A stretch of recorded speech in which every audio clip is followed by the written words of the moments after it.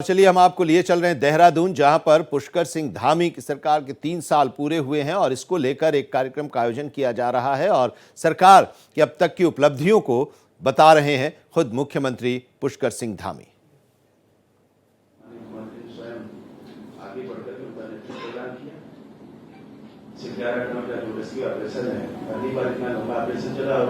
सभी लोग सकुशल बाहर लौटे, बाहर निकल करके आए। इस तरह की कई ऐतिहासिक और पहल को भी राज्य सरकार ने शुरू किया। पर्यटन का बढ़ता आंकड़ा, जीएसडीपी का जो बढ़ता आंकड़ा है, 1.25 गुना से ज्यादा जीएसडीपी का आकार हो चुका है। उन सब पर प्रकाश डालने के लिए माननीय मुख्यमंत्री द्वारा इसे आयोजन की गई। सब आपका स्वागत करता हूँ। साथ ही साथ सभी पत्रकार बंधुओं का स्वागत करते हुए मंच माननीय मुख्यमंत्री जी को सौंपता हूँ। आप सभी का स्वागत है। सबको प्रणाम, नमस्ते, सबका स्वागत। माइक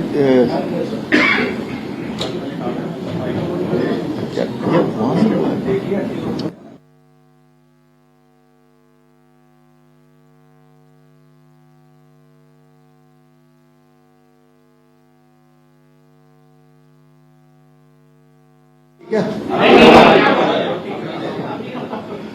सबसे पहले तो मैं आप सबका यहाँ स्वागत करता हूँ मुख्य सेवक सदन में, और मेरे साथ यहाँ पर हमारे बहुत वरिष्ठ नेता और ताजपुर क्षेत्र के माननीय विधायक आदरणीय खजानदास जी, हमारे लैंसडाउन क्षेत्र के लोकप्रिय विधायक आदरणीय दिलीप रावत महंत जी, पौड़ी विधानसभा के लोकप्रिय विधायक आदरणीय राजकुमार गौरी जी, हमारे सूचना महानिदेशक श्री बंशीधर तिवारी जी एवं सभी हमारे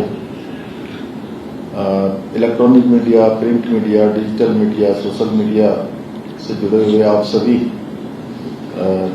मीडिया के मेरे सभी मित्र भाई, मैं आप सबका स्वागत करता हूं, सबका धन्यवाद करता हूं। और जो जिम्मेदारी मुझे 4 जुलाई 2021 को भारतीय जनता पार्टी के हाईकमान ने, आदरणीय प्रधानमंत्री जी ने, मेरी पार्टी ने और देवभूमि उत्तराखंड की जनता की आशीर्वाद से काम करने का अवसर मिला। और दूसरा कार्यकाल 23 मार्च 2022 से प्रारंभ हुआ और एक सरकार यहाँ पर गठित हुई, क्योंकि पहला कार्यकाल ऐसे समय में था जब कोरोना महामारी थी और उस महामारी से हम सभी जूझ रहे थे, पूरा देश, पूरा विश्व जूझ रहा था। उसके बाद हम चुनाव में गए और चुनाव में आदरणीय प्रधानमंत्री मोदी जी के नेतृत्व में 2022 में भारतीय जनता पार्टी की सरकार बनी। लेकिन उससे पहले राज्य के अंदर राज्य स्थापना के बाद जितने भी चुनाव हुए, हर चुनाव में एक मिथक रहता था, एक परिपाटी थी कि हर चुनाव के बाद सरकार बदल जाती है। इस बार भी हमारे जो राजनीतिक विशेषज्ञ कहूं, विश्लेषक कहूं या विद्वान कहूं, उन सभी के विश्लेषण और उन सबके इस प्रकार का वातावरण था कि इस बार भी भाजपा की सरकार नहीं बनेगी, बल्कि सरकार बदल जाएगी, सरकार बदल जाएगी। लेकिन देवभूमि उत्तराखंड की जनता ने ये मिथक तोड़ा, एक परिपाटी बदली और हमारे प्रधानमंत्री जी के नेतृत्व में देवभूमि उत्तराखंड के अंदर एक इतिहास बना दिया। भारतीय जनता पार्टी को फिर से सरकार में आने का मौका दिया और हम जनता की आकांक्षाओं को, उनकी आशाओं को, विश्वास को आगे बढ़ाते हुए अनेक सारे निर्णय लेकर लगातार आगे बढ़ते रहे। कई आपदाओं की चुनौतियां हमारे सामने आई, कभी रैनी की आपदा, कभी सिलकेरा टनल की आपदा, कभी जल भराव की आपदा, उधम सिंह नगर हरिद्वार में भीषण अत्यधिक वर्षा के कारण अनेक बार हमको पूरे चाहे चमोली जनपद से लेकर और पिछले वर्ष केदार घाटी की आपदा, सिलकेरा टनल पूरे विश्व ने देखा कि एक किस प्रकार से रेस्क्यू ऑपरेशन वहां पर हुआ। लगातार 17 दिनों तक चले आपदा इस रेस्क्यू ऑपरेशन के बाद 41 श्रमिक भाइयों को हम कुशलता से बचा पाए। पूरे देश के दुनिया के लोगों का ध्यान वहां पर था, सभी एजेंसियां लगी थी, भारत सरकार की, राज्य सरकार की। अभी हाल ही में इसी फरवरी माह में माड़ा गांव का हिमस्खलन, बड़ा एवलॉन्च, जिसमें हम 54 लोगों में से 46 लोगों को बचाने में हमको सफलता मिली। दुर्भाग्य से 8 लोग उनको हम नहीं बचा पाए, लेकिन उसके बाद भी लगातार अनवरत रूप से हमारी यात्रा चलती रही। कानून व्यवस्था की स्थिति हो, कोई भी चुनौतियां सामने आई तो हर चुनौती पर हम कभी पीछे रहकर हमने काम नहीं किया। हमारा विश्वास इस पर रहा कि हम धरातल पर जाएं, मौके पर जो भी स्थिति हो उस स्थिति का सामना करें, और आपदा का कालखंड हो, संकट का कालखंड हो, कोई चुनौती हो, हमने प्रयास किया है कि हम अपने लोगों के बीच में खड़े हों और उनके हम प्रतिनिधि हैं, तो अपनों का जो नेतृत्व है वो अपनों के बीच में हो, अपनों के साथ हो। इस वर्ष पिछले वर्ष 2024 में हमने जहां केदार घाटी की आपदा का सामना किया, वहीं हमने टिहरी जनपद में घनसाली क्षेत्र में, गुत्तू क्षेत्र में 3 बार बड़ी आपदाओं का सामना हमें करना पड़ा, और तीनों आपदाओं पर मैं स्वयं वहां पर पहुंचा। चाहे आज ट्रैफिक मैनेजमेंट हो, हम उस पर भी काम कर रहे हैं, जो चुनौतियां हमारे सामने आने वाली हैं। और अभी आप सबके बीच में आने से पहले मैं आज 4 विभागों की अलग अलग समीक्षा बैठकों पर, जो गेम चेंजर योजनाएं हैं, उन बैठकों को करने के बाद आपके बीच में आ रहा हूं। तो मैंने सभी विभागों से कहा है कि अपने विभाग की 3 से 5 तक गेम चेंजर योजनाएं वो प्रस्तुत करें।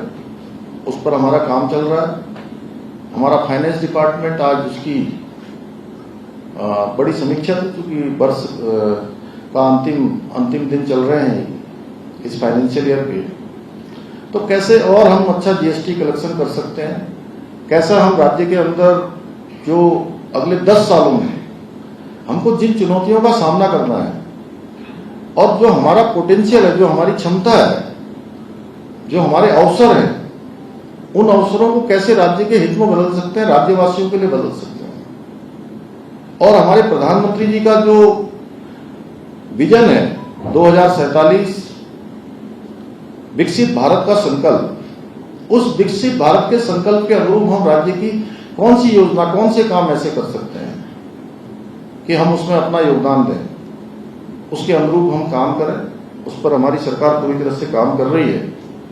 देहरादून में हो या हमारे अन्य शहर हो, उन शहरों में जाना कैसे आसान हो। अभी दिल्ली से देहरादून एक्सप्रेस वे के चालू होने के बाद एक बड़ी चुनौती ट्रैफिक मैनेजमेंट की हमारे सामने आने वाली है। आप समझिए कि 2 से ढाई घंटे में जब देहरादून से दिल्ली और दिल्ली से देहरादून पहुंचेंगे, तो निश्चित रूप से ट्रैफिक व्यवस्थित करना एक बड़ी समस्या होगी। उसको लेकर हम पहले ही जो है रिंग रोड के निर्माण पर काम कर रहे हैं। हमारा जो बिंदाल से लेकर इस्मा तक चारों तरफ से बाईपास बनने हैं, जो हमारा ये रिंग रोड एक्सप्रेस वे जो बनकर आ रहा है, उसके साथ उसको कैसे एलिवेटेड करें, कैसे उसको जोड़ें, उसमें हम भारत सरकार से भी काम कर रहे हैं, राज्य सरकार के स्तर पर भी हम काम कर रहे हैं, कि जिससे कि आने वाले समय में हमको इन सब का सामना न करना पड़े।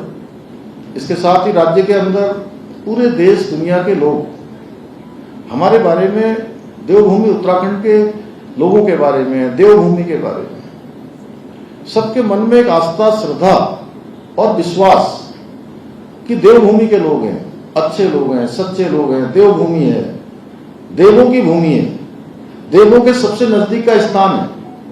और यहाँ कई प्रकार की चुनौतियां हमारे सामने थी, डेमोग्राफिक चेंज की, उसको लेकर हमने काम किया है। वेरिफिकेशन ड्राइव हम चला रहे हैं, जगह जगह पर अवैध अतिक्रमण, अवैध निर्माण, अवैध मदरसे, हमने इसको खाली करने का संकल्प लिया है।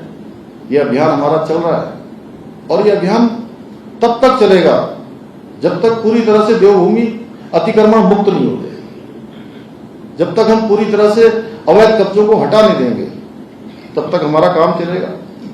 इसके साथ ही हमने राज्य के अंदर निवेश आए, निवेश नहीं रुकना चाहिए, यहाँ के उद्योग समूह यहाँ आने से नहीं रुकनी चाहिए, उसके लिए भी हम लगातार प्रयास कर रहे हैं। हमने आदरणीय प्रधानमंत्री जी के मार्गदर्शन में यहाँ पर इन्वेस्टमेंट समिट का आयोजन किया था, जिसमें 3,55,000 करोड़ से ज्यादा के MOU हमारे विभिन्न निवेशकों के साथ, उद्योग समूह के साथ हुए थे, जिसमें 80,000 करोड़ से अधिक की ग्राउंडिंग पर आज काम प्रारंभ हो गया है। और इतना ही नहीं, जब हम ये इन्वेस्टमेंट समिट की बात कर रहे थे या शुरुआत कर रहे थे, हमने उस समय सारे निवेशकों से, और ये उत्तराखंड के अंदर जो लोग पहले से उद्योग चला रहे हैं, व्यापार समूह के लोग हैं, उन सभी से हमने संवाद किया। और संवाद करने के बाद उनसे जो सुझाव हमको प्राप्त हुए, उन सुझावों के आधार पर हमने 30 से अधिक नीतियां भी बनाई और बहुत सारी नीतियों में परिवर्तन किया, शिथिलीकरण किया, जिससे कि निवेश आए। निवेश आएगा तो बड़ी मात्रा में हमारे यहाँ रोजगार का सृजन होगा, हमारे नौजवान युवाओं को रोजगार मिलेगा, हमारे उत्तराखंड के लोगों को काम मिलेगा, आर्थिकी हमारी बढ़ेगी, हर प्रकार से सबका उपयोग होगा, जिसमें हमने कई नीतियां भी बनाई, चाहे खेल नीति हो, आबकारी नीति हो, पर्यटन नीति हो, लॉजिस्टिक नीति हो, ऑटोमोबाइल की नीति हो, शिक्षा नीति हो।